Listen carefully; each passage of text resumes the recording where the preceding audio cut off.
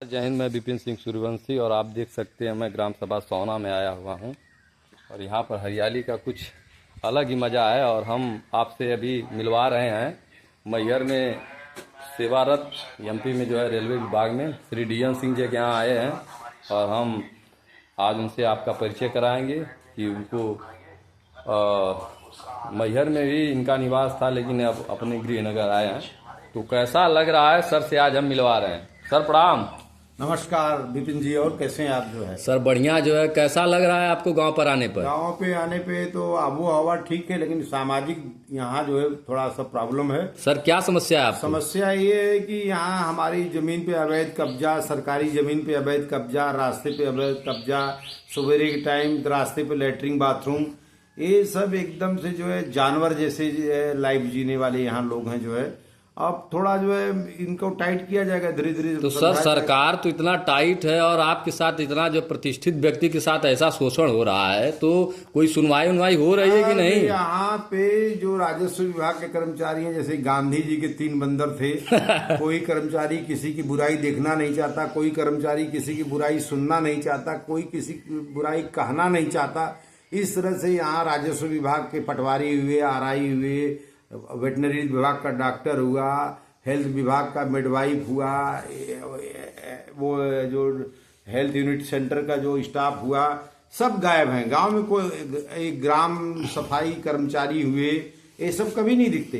ये सब कहाँ हाजिरी लगाते हैं, कहाँ तनख्वाह लेते हैं, क्या ही काम करते हैं, इनका जो है भगवान ही मालिक है। जो है अच्छा। और इनकी मॉनिटरिंग करने वाला, इनका सुपरविजन करने वाला, इनकी हाजिरी देखने वाला कोई नहीं है यहाँ। तो सर अभी क्या आपको मुख्य अड़चन आ रही है? जब वहाँ से आप मैहर से आए हैं तो सबसे पहले आप किन बुनियादी सुविधाओं से आपको लग रहा है कि तकलीफ है, समस्या है, जो चाहते हैं कि सरकार के जो कर्मचारी हैं लापरवाह हैं, जो भी हैं, हम कहना नहीं चाहेंगे, लेकिन लापरवाही हो रही। मैं जैसा क्षेत्र में जनता को देख रहा हूँ कि समस्या से लोग जूझ रहे हैं, कोई निदान नहीं है। अरे विपिन जी, ऐसा है कि यहाँ पे अनौनी पावर हाउस है, वहाँ जेई के पास गया, उससे बोला मैं जो है कि भाई हमारा जो बिजली के बिल पे जो है नाम गलत छपा है, मीटर में जो क्रमांक है उसमें जो मेरे घर में लगा है वो किसी और का पता शो करता है उस मीटिंग क्रमांक पे, उस त्रुटि को आप सुधारिए। तो जी। वो सीधे मुंह बात करने को तैयार नहीं। मतलब आप सर्विस प्रोवाइड कर रहे हो तो आप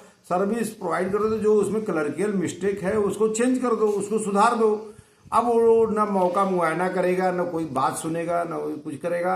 तो मेरे कहने मतलब कि इन कर्मचारियों को कोई डर भय नहीं है और ये बड़े स्वच्छंद हैं। और ये बाबा के राज में जो है, बाबा पर्सनल बहुत अच्छे आदमी हैं, लेकिन इनको जो है मतलब जो है अभी भी टाइट नहीं कर पा रहे हैं। तो सर ये अपनी जिम्मेदारी से यहाँ के जो विभागीय अधिकारी हैं, कर्मचारी हैं, भाग रहे हैं अपने काम से, जनता को पूरा आउटपुट नहीं दे रहे हैं। नहीं, जनता को तो कुछ ही समझते नहीं, जैसे समझते हैं कि कोई आ गया, इसीलिए इतना विवाद भी होता, लड़ाई झगड़े का जड़ यही है। किसी भी तरह का निदान नहीं है। इस समय पे एसडीएम द्वारा, तहसीलदार द्वारा, पटवारी द्वारा नागरिकों की फरियाद नहीं सुनी जाती, उनको प्रॉब्लम को सॉर्ट आउट नहीं किया जाता, इसीलिए गोली लाठी बंदूक यहाँ चलता है। भाई क्या करेगा आदमी? जो है जब जान जाता है कि समझ में आ जाता है कि प्रशासन साथ नहीं देता, तो किसी गुंडे बदमाश के पास जाता है, फिर गुंडा बदमाश अपना उसकी तरफ से खड़ा होकर एक उसकी तरफ खड़ा हो जाता है, एक तो अपोजिट पार्टी की तरफ खड़ा हो जाता है, फिर मार काट मस्ती छोटी छोटी बातों के लिए। तो ये सब जो भी यहाँ बवाल होता है यूपी में, जो है ये थाने लेवल के अधिकारी और तहसील लेवल के अधिकारी पूर्णतः जिम्मेदार होते हैं। तो क्या सर यहाँ पर कोई सामाजिक संगठन या कोई सामाजिक जो है सेवादार नहीं है, जो वॉलंटियर की तरह, स्वयंसेवक की तरह समाज में ऐसे जो है सरकारी तंत्र फेलियर को जो सुधारने के लिए कोई प्रोटेस्ट करने की जो प्रक्रिया को आगे बढ़ा रहा है? ऐसे सब लोग सुस्त हैं या यहाँ जागरूकता की कमी है? नहीं, यहाँ पे सबसे बड़ी जो प्रॉब्लम ये है कि गाजीपुर जिले में जो लोकसभा विधानसभा को चुनाव होता है, अब यहाँ पे भाजपा की सरकार है, सिटिंग गवर्नमेंट का कोई प्रतिनिधि नहीं है, चुनाव जीता। अब वो चुनाव हार गए जो है, तो सरकार के अधिकारी खुन्नस में रहते हैं। अब अपोजिट जो आदमी चाहे साइकिल की पार्टी से जीता हो, चाहे हाथी की पार्टी से जीता हो, उनकी कोई जनप्रतिनिधि तो भी हैं, लेकिन उनके जो सरकार के जो नुमाइंदे हैं उनकी कोई बात नहीं सुनते, और उनको कुछ समझते हैं। दुर्भाग्य है कि जैसे सांसद है उसको कोई लेना देना नहीं, वो खुद अपनी जान बचा रहा जो है। वो विधायक है, वो गधे के सिंह की तरह गायब है, वो अपना पैसा से कमा के टिकट लिया अब फिर जो है टिकट लेने के बाद चुनाव जीत गया तो पैसा कमाने के चक्कर में लगा है।